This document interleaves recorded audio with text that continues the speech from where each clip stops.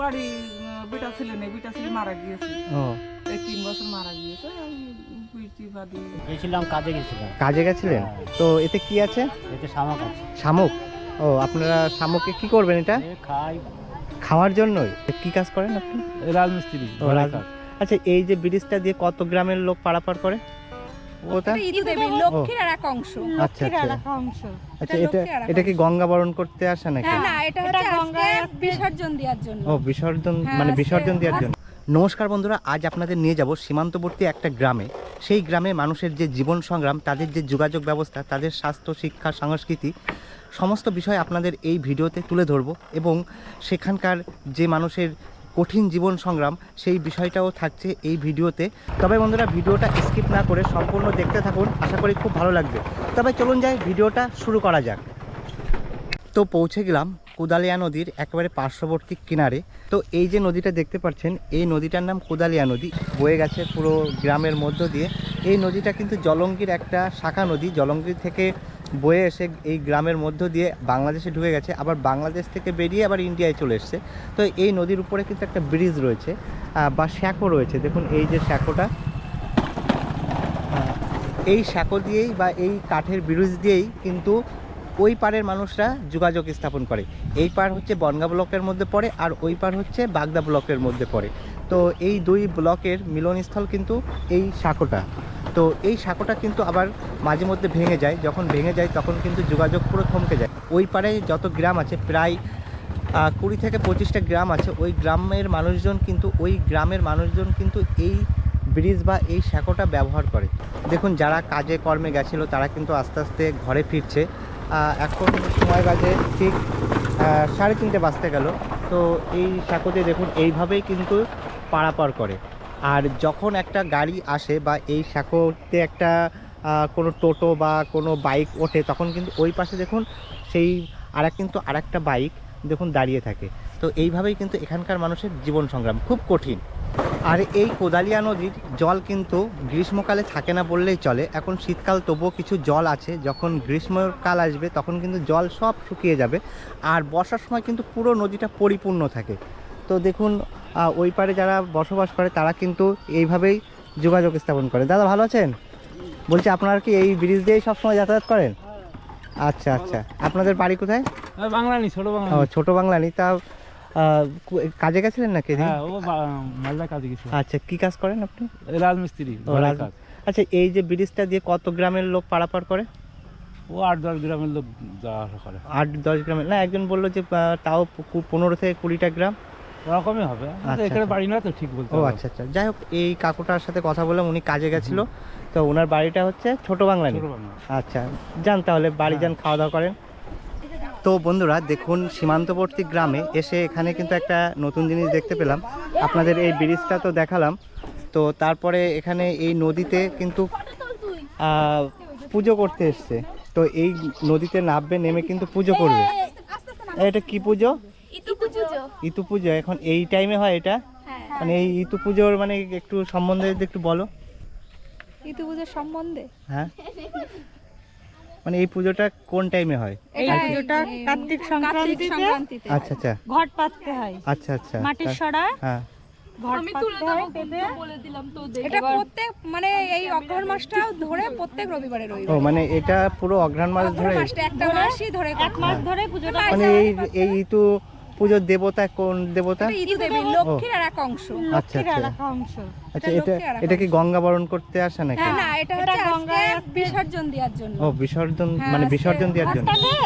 বিসর্জন দেওয়ার জন্য। আচ্ছা আচ্ছা, যাই হোক, উদযাপন আর কি। আচ্ছা আচ্ছা আচ্ছা, তাই এইরকম ভাবে সজ্জা করে নিয়ে সেগুলো এগুলো এই নদীতে। প্রথম দিন মানে মাস যাওয়ার দিন পেতেছিলাম, আজকে মাস চলে যাচ্ছে, হ্যাঁ, সেই উপলক্ষে আজকে দেওয়া হচ্ছে।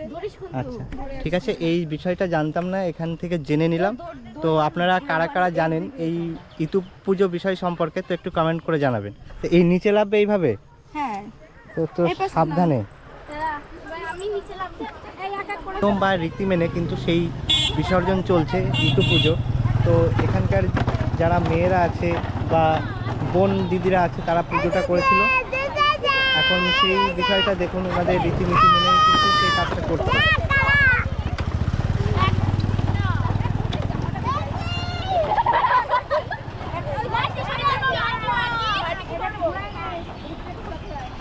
আর এই যে ব্যস্ততম ব্রিজটা কিন্তু সব সময় রানিং। দেখুন ওই পারের যে টোটোটা দাঁড়িয়ে আছে, এই গাড়িগুলো পাস হবে, তারপরে কিন্তু ওই টোটোটা এই পারে আসবে। আর এই কাকুটাও দাঁড়িয়ে রয়েছে। কাকু, আপনার বাড়ি কোথায়? আমডোয়ে। গেছিলেন কোথায়? গেছিলাম, কাজে গেছিলাম। কাজে গেছিলেন? তো এতে কি আছে? এতে শামুক আছে। শামুক? ও, আপনারা শামুককে কি করবেন? এটা খাই, খাওয়ার জন্যই? বাবা দেখুন এখানকার যারা মানুষ, মানে এই সীমান্তবর্তী গ্রামের মানুষরা কত স্ট্রাগল করে। তো ওনারা শামুক কুড়াতে গেছিলো, এই বস্তায় শামুক আছে, তাই তো? কয়দিনে খাওয়া যাবে? কয়দিন? মোটরসাইকেল আসছে, 4-5 দিন খাওয়া যাবে। আচ্ছা, এই যে ব্রিজটা, এই ব্রিজটা দিয়ে কত গ্রামের লোক পার হয়? অনেক গ্রামের লোক পার হয়। অনেক গ্রামের, তাই তো?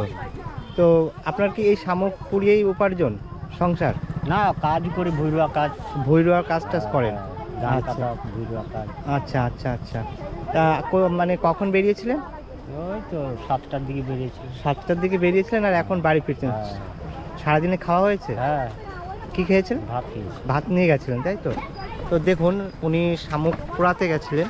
তো এইভাবেই কিন্তু মানে ওই শামুক পুড়ে ওনারা কিন্তু খাবেন। মানে কত দরিদ্রতা, সেই দরিদ্রতা নিয়েই সংগ্রাম করেই বেঁচে আছে। তো যাই হোক, উনি ব্রিজ পার হবেন। তো খুব ব্যস্ততম জায়গা এটা। ইতু পুজোর একটা নিয়ম থাকে, সেই নিয়ম মেনে এই নদীতে এসে কিন্তু সেটা পালন করছে, বা পুজো হয়ে গেছে সেটা বিসর্জন দিতে এসছেন। দেখুন এখানকার বোনেরা বা বৌদিরা। তো এই বিষয়টা একটু আপনাদের দেখিয়ে দিই।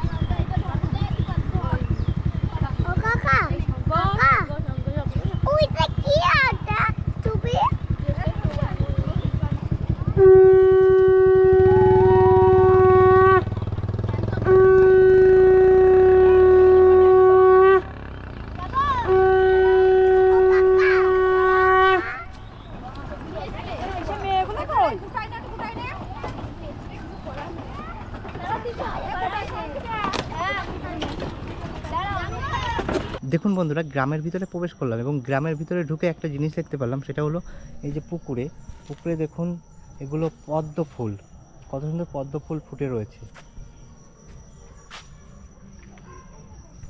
তো আর সামনে কিছুটা গেলেই মাঠ পড়বে, সেই মাঠে যাব, কি কি চাষ হচ্ছে সেই বিষয়গুলো আপনাদের তুলে ধরবো।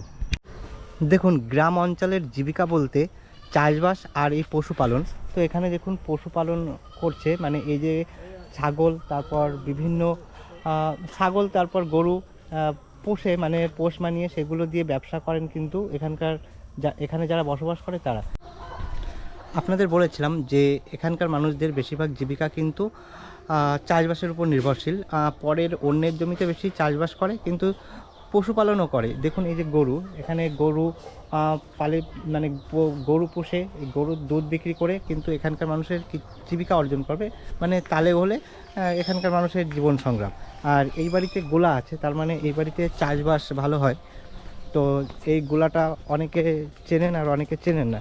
দেখুন ছাগল, তো মানে দেখুন প্রায় বাড়িতে কিন্তু গরু আছে, এই বাড়িতেও কিন্তু গরু আছে। এই দেখুন, তো গরু পুষলে যে খুব লাভবান হয় তাও না।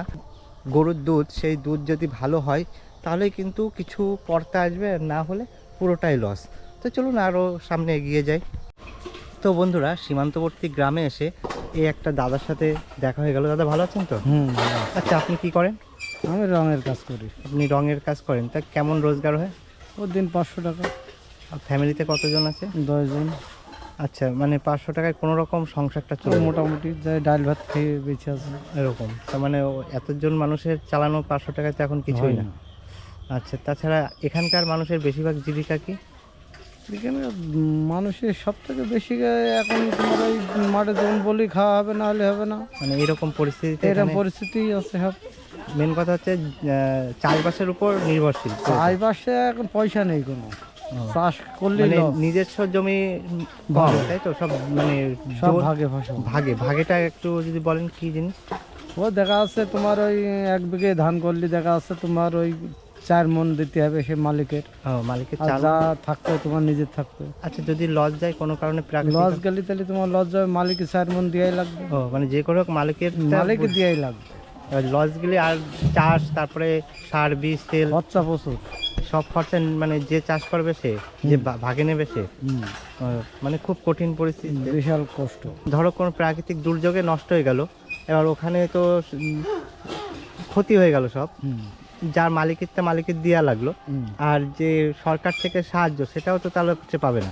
ওটা সে পাবে না, নিজস্ব জমি হলে সেটা পাবে, কিন্তু এখানে মালিক তো পেয়ে গেল, মালিক পেয়ে যাবে। তাহলে যারা জোন খাটে তাদের তো খুব তাদের- সংগ্রাম, মানে খুব তাদের- কঠিন ভাবে দিন চালাতে হয়। ওই তাদের ওই মোটামুটি খেটে খুঁটে খায়, হবে কিছুই তো হবে থাকে না, শুধু কিচ্ছু থাকবে না, শুধু সংসারটা কোনো রকম মানে ও ডাল ভাত খেয়ে বেঁচে আছে, সংসার চালিয়ে যে কিছু জোগাড় করে রাখা সেটাও না তো হয় না। সে ক্ষমতা নেই। তো দেখুন বন্ধুরা, এখানকার মানুষের কি পরিস্থিতির মধ্যে বসবাস করে। তো উনিও কিন্তু রঙের কাজ করে, যাক 500 টাকা ইনকাম হয়, ওই নিয়েই ওনাদের জীবন সংগ্রাম, তাই তো? যাক, ভালো থাকবেন, আসছি সামনে মাঠ, তাই তো? হ্যাঁ, একটা নতুন জিনিস দেখলাম যেটা আমাদের অনেকের অজানা, অনেকে জানেই না, প্রায় বিলুপ্তর পথে। তো এই যে কলাই ভিজানো এগুলো, তাই তো? এই কলাই দিয়ে কিন্তু বড়ি হবে। তো আমরা যেই বড়িগুলো খাই সেই বড়িগুলো কিন্তু এই কলাই দিয়ে তৈরি, তাই এগুলো সারা রাত ভিজিয়ে রাখতে হয়, তাই তো? আর আচ্ছা, সকালবেলা ওই মেশিনে বাটবো, মেশিন বাটবেন না মেশিন দিয়ে? মেশিনে পিসাই। ও মানে মানে আপনারা মানে বাটবেন না এমনি মেশিন দিয়ে? কত করে দাম নেবে? ও 15 টাকা ও, তারপরে বাড়ি এনে ওইগুলো? বড়ি আর কুমড়ো মেশে বড়ি দিতে হবে। আচ্ছা আচ্ছা। আর শুকোতে কতদিন লাগবে? ওই 2-3 দিন। যদি মেঘলা হয় তো সব গেল। মানে লস পুরো। এগুলো তো মানে ইসে খেতে ভালো লাগে। হ্যাঁ, যত শুকাবো বড়ি তত ভালো হবে। আচ্ছা, যত শুকনো হবে বড়ি।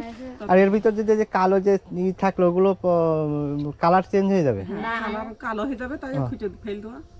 এই কালো তার মেশপেনের সাথে আচ্ছা আচ্ছা। কালো তো কালাই থেকে যাবে। মেশিনে পিষাই গেলে মানে কালারটা চেঞ্জ হয়ে যাবে, আর না হলে ধপধপে সাদা হবে। লাউ আছে আপনাদের বাড়ি, না এমনি ওটাও কিনতে হবে? না কুমড়ো। কুমড়ো দিয়ে দেবেন? দেখুন, সীমান্তবর্তী গ্রামে যারা বাস করে তাদের জীবন সংগ্রাম কত কঠিন, মানে খুব দরিদ্রতার সাথে কিন্তু ওনাদের বসবাস করতে হয়।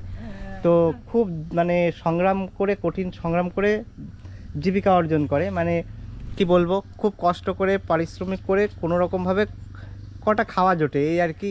এইখানকার মানুষের বেশিরভাগ মানুষের এরকমভাবেই দিন কাটে, তাই তো? হ্যাঁ। মাঠে জমি আছে আপনাদের? না না, মানে ওই ইসের জোনে গিয়ে যা ইনকাম হবে ওই নিয়েই তো সংসার। হ্যাঁ। এখন জোন কেমন? তো বাড়ি বিটা ছেলে নেই, বিটা ছেলে মারা গিয়েছে, ও, এই 3 বছর মারা গিয়েছে। আমি বিটি বাদি। বিড়ি বাদেন এমনি ভাতা দেয়, বৃদ্ধ ভাতা? হ্যাঁ, বিটি ভাতা পাই। যাক, কিছু তো মানে হাতে থাকে মাস শেষে। বিটি বাদি বইলে থাকে, আজ বিটি বাদ না বাদতাম তাহলে আর মোটাও হ্যাঁ, থাকতো সেটাই। না। তো আপনি কি একাই পুরো নাকি? হ্যাঁ, পুরো একা। আমার মেয়েরা আসে, এই মেয়েরা ছিল, বিয়েতে গেলো, আবার ওই মাসির হলো মেয়ের ছেলের বিয়ে হলো, এই গেলো, এই কালকে চলে গেল। সব ছিল 3টে মেয়ে, জামা। আচ্ছা, এই পাড়ায় ঢেকি নেই কারো? না, তাহলে ঢেকি ছিল, মানে মাসির বাড়ি ছিল ঢেকি।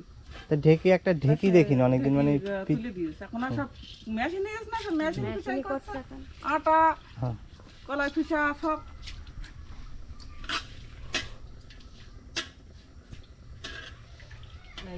যাই তাহলে একটু সামনেতে ঘুরে আসি।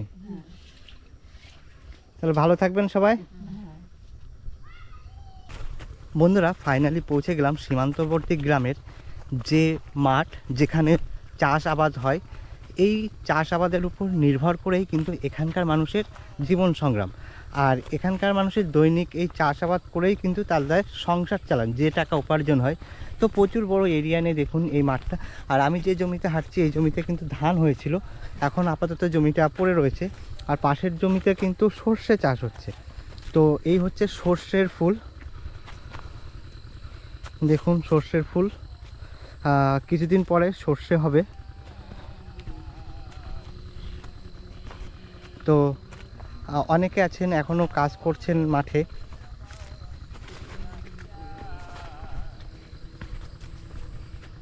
এই এক পাশে রয়েছে সর্ষে, আর এই পাশে কিন্তু রজনীগন্ধা, তার ওই পাশে রয়েছে পটল। সব রকম চাষ কিন্তু এখানে হয়। তো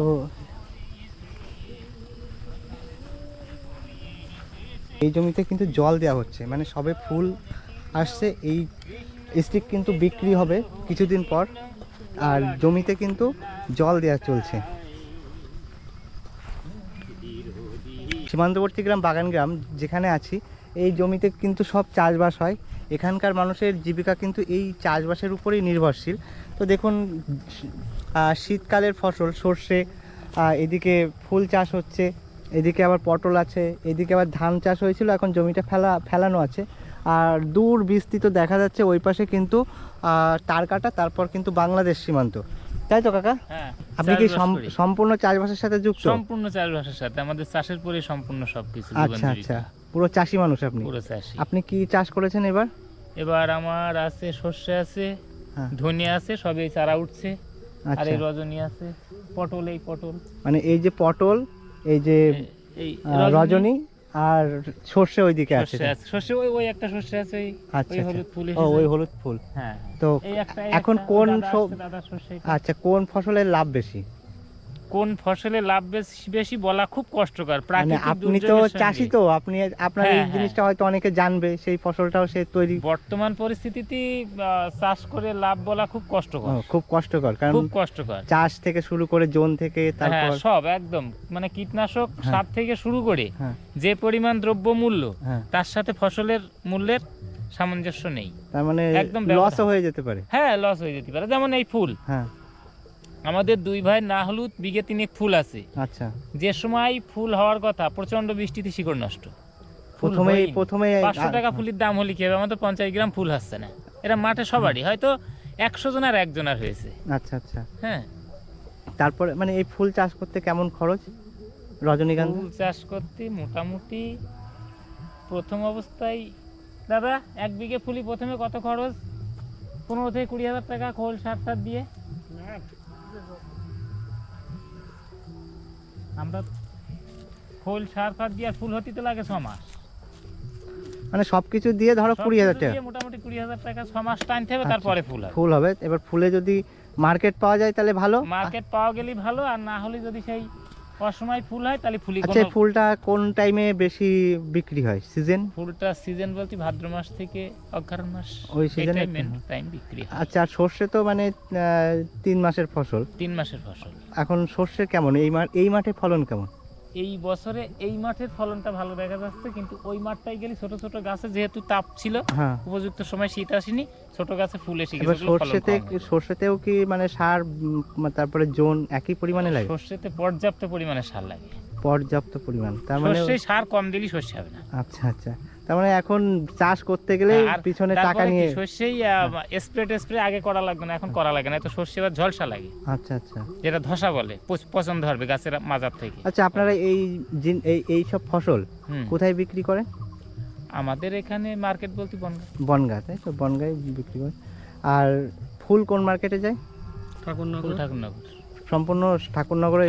মানে এখান থেকে আপনারা নিয়ে যান না ওরা? ওই এজেন্ট মতো আছে, হয়তো দেখা গেল 5-7 জন 10 জন ফুল নিয়ে যায়, কেউ নিজে নিয়ে যায়, খুব কম লোক। এজেন্ট মারফত। ও, মানে ধরো একটা গাড়িতে 5-6 জন মিলে একসাথে নিয়ে গেল। আচ্ছা, তাও ফুলের চাষিরা মার্কেট উপযুক্ত মূল্য পায় না। 500 টাকা বাজার হলে চাষিরা পায় 300 টাকা। আচ্ছা, আপনাদের নিজের জমি, তাই তো? হ্যাঁ।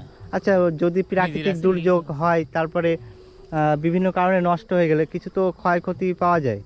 না, আমরা সরকারিভাবে সরকারি সাহায্য পাই না। ও, এটা হয়তো আপনাদের আমার লিসির জমি আছে, নিজের জমি খুব কম। আচ্ছা, যারা জোন পূজা করা। যারা হচ্ছে জোন দেয়, তাদের তো সম্পূর্ণ ওই জোনের টাকারই নির্ভর। হ্যাঁ, আর বাইরে টাইরে কাজ করতে যায়, যখন কাজ ডাউন থাকে তখন বাইরে চলে যায় কাজে, প্যান্ডেলের কাজ এতে তাতে। কিন্তু যারা প্রকৃত চাষের পরে নির্ভর, হ্যাঁ। তারা বাইরে যেতে পারে না, তাদের ফসল থাকবে তো যাবে কি করে? আচ্ছা আচ্ছা, তাদের কন্টিনিউ করতে হবে। এই জমিটা মানে বেশিরভাগ কয় ফসলের জমি? 3 ফসলের জমি। 3 ফসলের জমি, তাহলে ভালোই উর্বর মাটি এখানে। আর ওইদিকে ধান চাষ হয় কোন সাইডে বেশি? একদম এই নিচের থেকে সব ধান। সব ধান? ধান ছাড়া কিছু হয় না। ধান ছাড়া কিছু হয় না। ওইদিকে হচ্ছে জল উঠে বা ধান ক্ষতি হয়? হ্যাঁ, এইবারই আরো বেশি হয়েছে, মানে কিছু জমি আছে একবারই ফসল হয়। আচ্ছা আচ্ছা, এই নিচের ওইখান থেকে নিয়ে পুরো বরাবর। ও, আর এখন পটলে কেমন লাভ এবারে?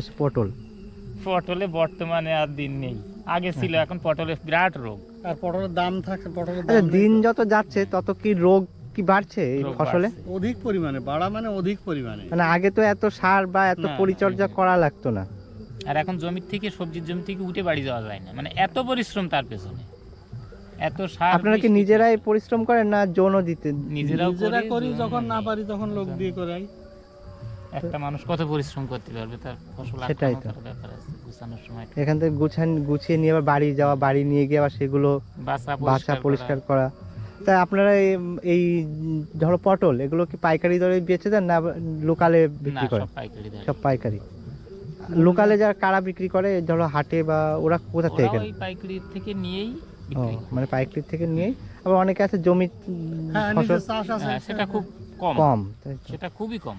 মানে আমাদের বাগান গায়ে হাট হয়, সেই হাটে যারা বিক্রি করে তারা ওই- কারণ হয়তো 2-5 কাঠা জমি নিজস্ব পটল করে রেখেছে, সে ওইটা তোলে আর বিক্রি করে প্রত্যেক হাটে হাটে, সে আর পাইকারি মার্কেটে যায় না, আচ্ছা আচ্ছা, ওই হাটেই বিক্রি করে। হাটেই বিক্রি করে।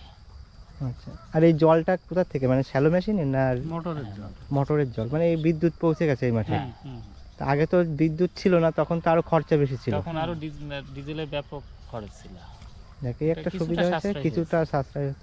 এই জমিতে দিতে মানে জল দিতে কত টাইম লাগবে? 2.5 ঘন্টা। 2.5 ঘন্টা? 2.5 ঘন্টায় তো তাও অনেক খরচ। আর এখনকার সময় সবটাই সেচ দিতে হয় না তো। আচ্ছা ঠিক আছে, অনেক কিছু জানতে পারলাম, ভালো থাকবেন। বন্ধুরা, আজ আপনাদের সীমান্তবর্তী গ্রামের যে জীবন সংগ্রাম, যে বৈচিত্র্য সবই তুলে ধরলাম। তবে ভিডিওটা এখানেই সমাপ্ত করছি। তো ভিডিওটা কেমন হয়েছে অবশ্যই কমেন্ট করে জানাবেন। ভালো লাগলে অবশ্যই একটা লাইক করবেন, শেয়ার করবেন। আর আপনি যদি নতুন হন অবশ্যই সাবস্ক্রাইব করে পাশে থাকবেন। আবার দেখা হবে নতুন একটা ভিডিওতে। তবে এখানে আরেকটা কথা বলবো, এই ধরনের ভিডিও পেতে অবশ্যই আপনারা কমেন্ট করবেন যে কোন স্থানের মানে কোন জায়গা বা কোন স্থানের ভিডিও আপনাদের সামনে তুলে ধরবো, সেই স্থানে গিয়েই কিন্তু আমি ভিডিও করব। আমার যতটাই কষ্ট হোক না কেন। তবে যাই হোক, আপনারা সবাই ভালো থাকবেন, সুস্থ থাকবেন। আবার দেখা হচ্ছে নতুন একটা ভিডিওতে। Tata, bye bye.